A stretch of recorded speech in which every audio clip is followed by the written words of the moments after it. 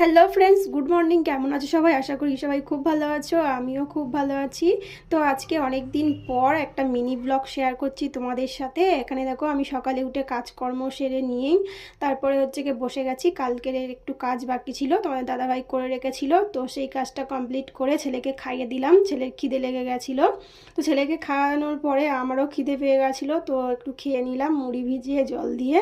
তো ছেলে আমার থেকে নিয়েই নিল, আমার কানে কানে কি বললো বলে তারপরে হচ্ছে কি আমার হাতে টিফিন বক্সটা নিয়ে খেতে শুরু করলো। তো আমাকে আর দিচ্ছিলই না।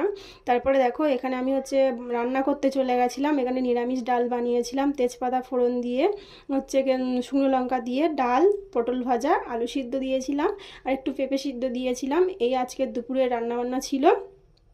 তো তোমাদের দাদাভাই কাজে গেছিলো, কাজ থেকে আসলো, আসার পরে হচ্ছে গিয়ে দাদার জন্য ভাত বেড়ে দিলাম দেখো। আর চলো আজকের ভিডিওটা এই পর্যন্ত। যদি ভালো লাগে একটা লাইক করো। টাটা।